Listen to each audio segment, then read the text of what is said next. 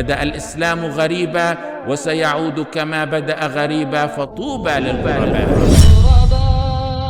غرباء غرباء غرباء غرباء غرباء. بسم الله والحمد لله والصلاة والسلام على عبده ورسوله نبينا محمد وعلى آله وصحبه وسلم تسليما كثيرا مزيدا إلى يوم الدين. أما بعد.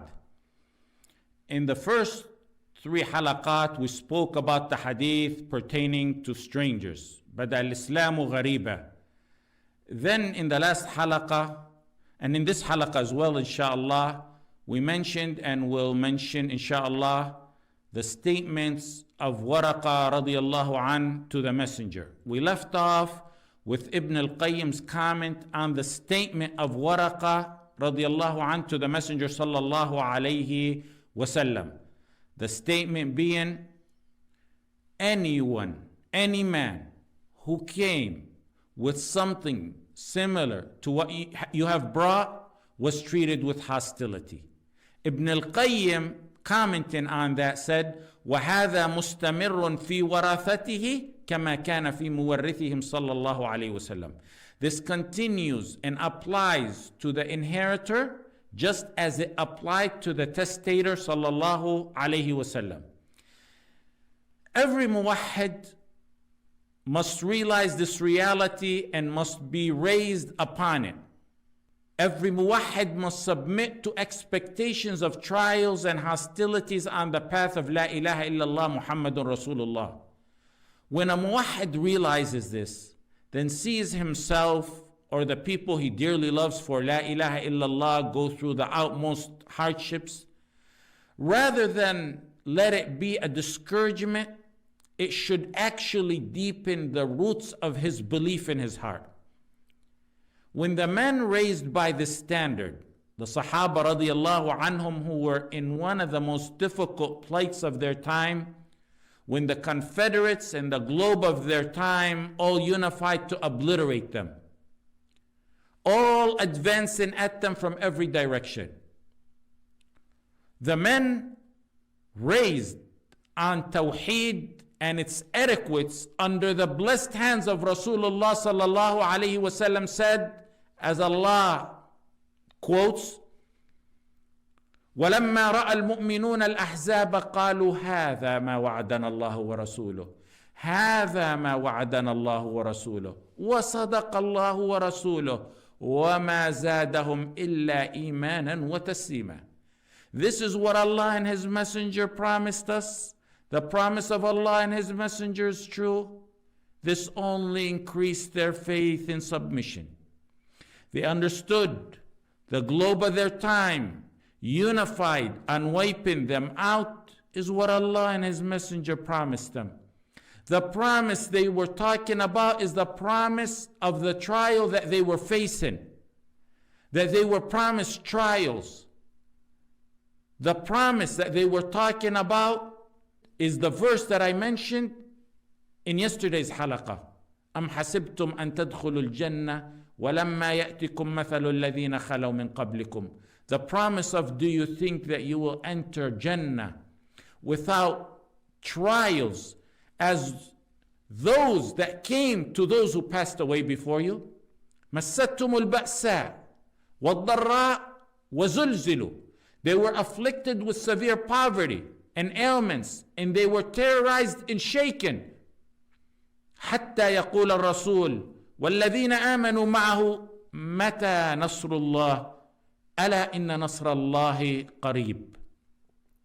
Until the messenger and those who believed with him said, when will the help and victory of Allah come? ألا إن نصر الله قريب. Certainly the help of Allah is near. They said it in submission to Allah, and those hardships didn't cause them to relapse in their faith, as we see today among the amateurs who don't understand the baggage that comes with La ilaha illallah Muhammadur Rasulullah. It didn't break them. Allah subhanahu wa ta'ala testified what they felt.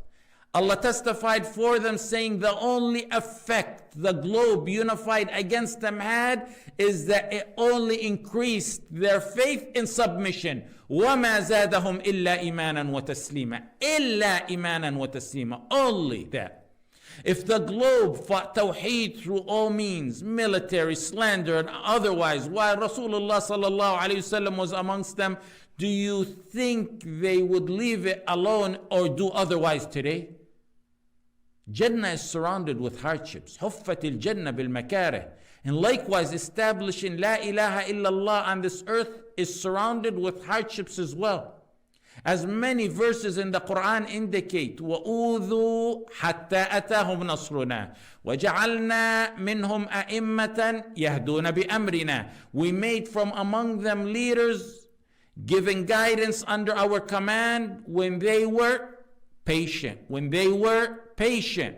The verse indicates there's a phase of patience before the leadership status, which implies hardships and trials are a phase before leadership and emergence. Ibn al-Qayyim rahimahullah summarized the reality of the path of Tawheed with examples of its leaders.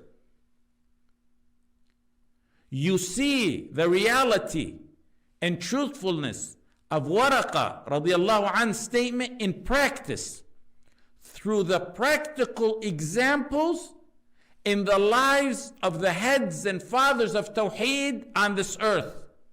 Ibn al-Qayyim rahimahullah put it nicely when he said, Adam alayhi salam found it difficult.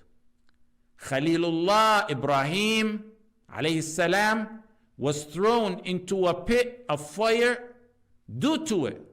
Ismail alayhi salam was laid down ready to be sacrificed for it. Yusuf alayhi salam was made a slave and sold for a cheap price and then cast into prison for several years. Zakaria was sawn in half and Yahya was slaughtered because of it. It made Dawood cry and Ayub suffered great distress alayhimus salatu wassalam.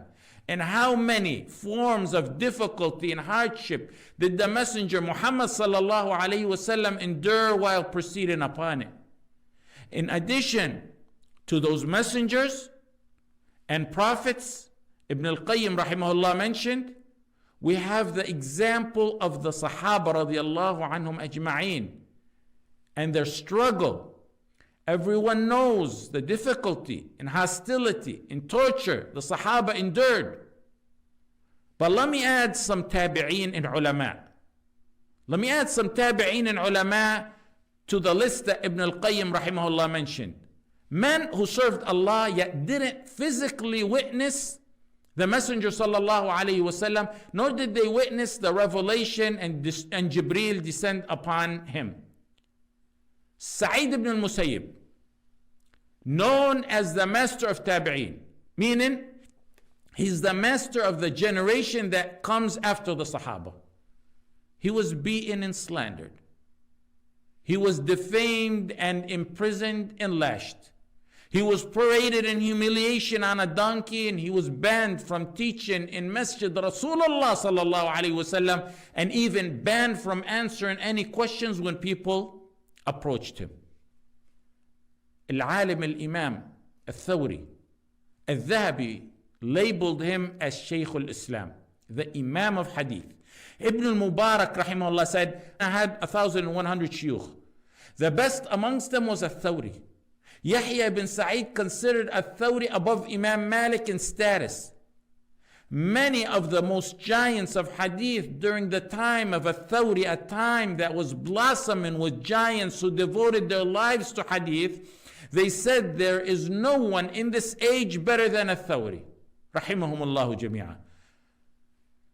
Did you know that he died in hiding, a wanted fugitive, with a bounty on him from the leader of that time, Abu Ja'far al-Mansur, and then his successor al-Mahdi? What about Ibn Jarir al-Tabari? Al-Hamawi said after he died, we found with Ibn Jarir al-Tabari 80 volumes of books he authored written in very small, thin handwriting.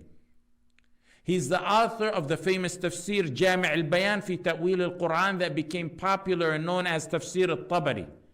The book students of knowledge and libraries shelf and reference and mention with Tafsir ibn Kathir.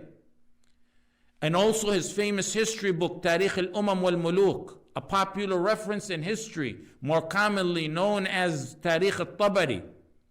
How did this giant die?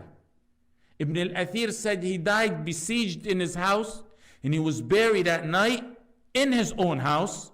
An imam who had a top tafsir and a top history book reference, among other books that he wrote, and he doesn't even get a proper burial during his time. Al-Bukhari. Everyone knows Al-Bukhari, rahimahullah. He was ousted from Naysabur to Bukhara. And then when he refused the governor's invitation to lecture him and his kids in private lessons, he ousted him, so he headed to Samarkand. On his way to Samarkand, he heard there was commotion about him not being welcome there. So he said his famous dua, Allahumma innahu qad daqat alayya al-ardu bima rahubat faqbidni ilayk. Bukhari, rahimahullah, made the dua, Oh Allah, your earth has become too straitened for me despite its vastness. I ask you, Allah, to take my soul. I beseech you to call me to yourself. Can you imagine? No one wanted Bukhari. Not just Bukhari, as well as many of the imams back then. But everyone wants their knowledge and their book and their reference today. And even if no one wanted them back then or today, pleasing Allah and attaining the high ranks is the goal. They all had the opportunity to go with the flow, which makes you popular. They all had the opportunity to compromise and sell their deen. They had the opportunity to delude their tawheed and their standards and sell out their akhirah. But they chose to be strangers. Strangers by choice, not by force. Bukhari rahimahullah died an ousted, lonely man shortly after that dua. An-Nasa'i. Ad-Daraqutni said about An-Nasa'i, he's above everyone of his time in the knowledge of hadith. The famous author of the famous compilation known as Sunan al-Nasa'i. He compiled the Sunan al-Kubra with all grades of hadith in it, Sahih, Hasan, and Da'if. Then he compiled a Sunan al-Sughra in which he tried his best to add only that which he believed to be authentic in it. Ibn Hajar rahimahullah said about Sunan al-Sughra, it has the least weakest hadith of all compilations after Bukhari and Muslim. Meaning he felt it was most authentic book after Bukhari and Muslim. Do you know this giant was beaten to death? Ibn Hazm, who was imprisoned twice. His books were burned, and he spent the last 2 decades of his life in exile where he wrote many of his books. Ibn Taymiyyah rahimahullah, the Mujaddid, and his trials. His trials are actually more popular than to be mentioned. The numerous times he went to prison, his hardships and trials in life, and finally his death in prison. Don't you ever think any one of these imams or ulama was hailed into prison as a hero. They didn't just say, we're taking the imam of this time, the imam Ahmad ibn Taymiyyah, to prison because he's an imam and a mujaddid who stood for tawheed and the causes of Islam and the Muslims. They didn't say we're taking the imam of our time, the imam Ahmad ibn Hanbal, to prison because he's the imam who teaches tawheed and sunnah and hadith, and because he attempted to preserve the attributes and qualities of Allah from the deviance of the Mu'tazila. It's not how it went. Every one of them was faced with enormous slander combined with prison and torture in an attempt to get the masses to despise and fear them and to justify their tyranny. They had the hypocrites and the Jews of the Qibla, like we have them today. They had them ready to go off at a moment's notice. But Allah subhanahu wa ta'ala will always suffice His awliya. أَلَيْسَ اللَّهُ بِكَافٍ عَبْدَهُ? the Maliki judge and faqih, Al-Qadi Iyad, the Imam of Hadith during his time, he was sliced into pieces, buried in an unmarked grave, unwashed, with no janazah, and it wasn't until 168 years after his death that Muslims rejoiced at finally finding his grave. Imam Dar al-Hijrah, Imam Malik, who was arrested, found guilty of defiance. You know, they have trials to fool the masses, superficial trials to fool the masses. He was publicly flogged. They shaved his head and paraded him in an attempt to humiliate him. His shoulder was dislocated and he was carried unconscious under torture. Al-Layth ibn Sa'd said, I ask Allah subhanahu wa ta'ala that He raises the rank of Imam Malik a level for every flogging he received. Al-Qadi Iyad, in his book Tartib al-Madarik, and Al-Dhahabi in Tarikh al-Islam, mentioned that Imam Malik said what sums it all. He said, I was flogged, and Sa'id ibn al-Musayyib was flogged, and Muhammad ibn al-Munkadir was flogged, and there is no good in one who hasn't been harmed in this path, meaning in this deen. There is no good in one who hasn't been harmed in this path. Some of the Imams held their grounds in matters considered less than Tawheed, like, for example, fiqh, in which disputes are permitted and respected. They were imprisoned and tortured or ousted for it. Or like al-Bukhari, who held his ground in what's even less than that. He held his ground in standards and etiquettes of teaching. Today, they attempt to create loopholes for replacing the Sharia of Allah and deform the true meaning of wala and bara, all in an attempt to please Tawaghit, who consistently gave their full wala to every enemy of Allah subhanahu wa ta'ala. How can one have the audacity to claim to love Tawheed, yet not hold wala and bara and the legislation of Allah in the utmost highest honor? Wahb ibn Munabbih said, if Allah chose the path of trials for you, then He chose the path of the messengers for you. Of course, He means those following the haqq and pure tawheed. من أصيب بشيء من البلاء من أصيب بشيء من البلاء فقد سلك به طريق الأنبياء عليهم الصلاة والسلام. When Shaykh Nasr al-Fahd, كسر الله بالعز قيده, heard I was released from prison, he smuggled a handwritten letter to me out of prison, written in very small handwriting and written with what I believe to be a straw and ink made of coffee. He mentions some things. I ask Allah subhanahu wa ta'ala to make me better than what He assumes and thinks of me. Then he said a simple statement that stood out to me. A simple inspirational word that lives in my mind with an impact and perspective. He said, that's the path of the messengers. A simple statement. I know it all my life. Waraqa radiallahu anh said it. We teach it to our kids. In the history of the messengers and the Sahaba, we hear it daily. But it has a trembling echo coming from a man who lived it. He lived it for decades in the dark dungeons under torture. Yet he's as resilient and as defiant on Tawheed as one can be. May Allah subhanahu wa ta'ala keep him firm and steadfast. When you read about the Salaf, our Salaf, you know what Waraqa meant. You'll know what this is the path of the messenger means.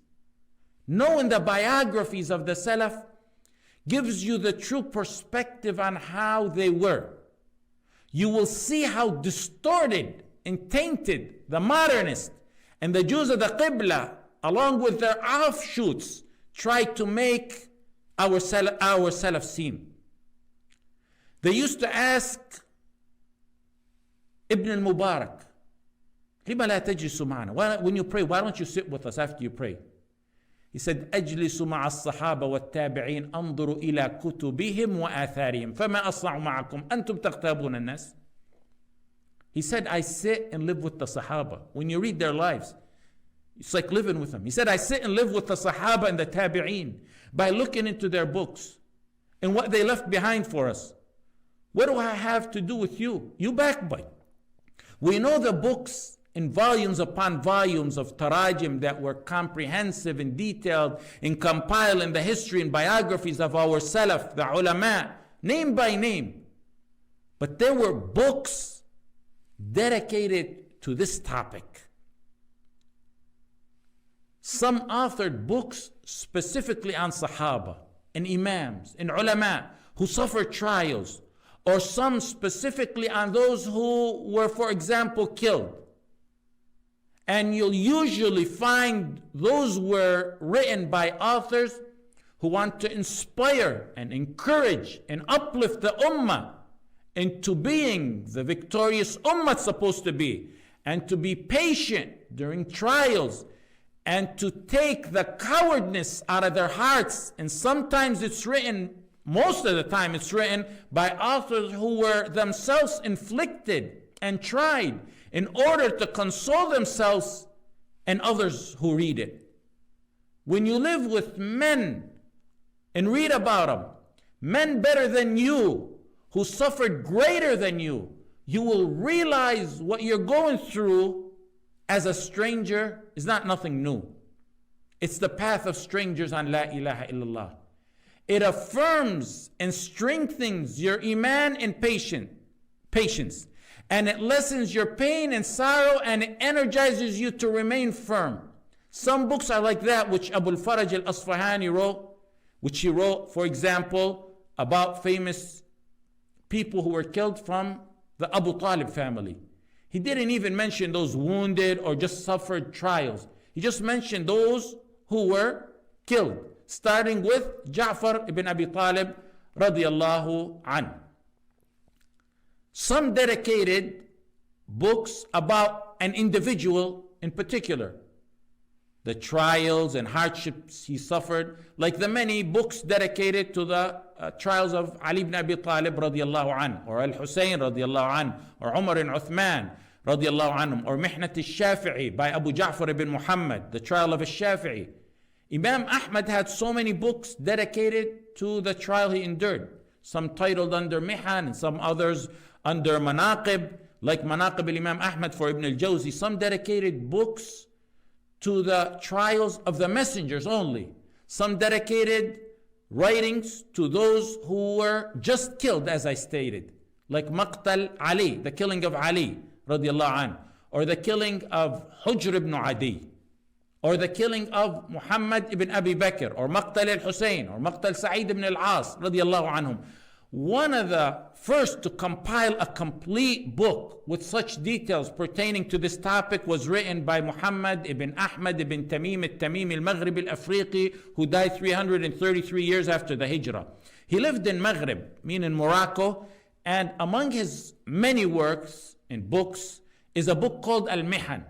He mentioned in it various people of knowledge, noblemen, the best of this ummah, who were imprisoned and tortured and threatened and tested and tried, from the Sahaba and Tabi'een and their followers until his lifetime. And he mentions it in a muhaddithin style, meaning through chains, because he himself was a muhaddith. And he wrote it as solace and condolence for himself, for what he was going through, and those tried similar to him. It's a book that will actually make you forget your trials and strengthen your determination and resoluteness and give you real perspective of the duty of dua and ulama. It may have some weak hadith in it and a few other issues, but overall, it's a great reference pertaining to the trials on the path of La ilaha illallah Muhammadan Rasulullah. The author himself was imprisoned. He was threatened and he lived in fear. The rulers in the region where he was at was Bani al-Aghlab or al-Aghaliba. They ruled Tunis, Algeria, Aljazair, and Libya, and even reached parts of Italy. And the author's grandfather had disputes with them that carried on to the time of the grandson who is the author of this book.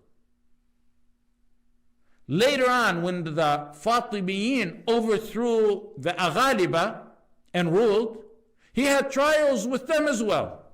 In summary, what you get out of the simple statement of Waraqa radiallahu anh to the Messenger sallallahu alayhi wasallam is that this path is a path full of thorns, not a bed of roses.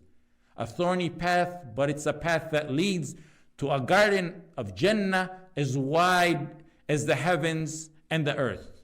No matter what you face, be firm, ya muwahhidin, ya muwahhida, with your tawheed. Hold fast and grasp that hot ember firmly with all your might and strength. That hot burning ember of your deen and tawheed is your means to Jannah, so never let it go. صلى اللهم على سيدنا محمد وعلى آله وصحبه وسلم.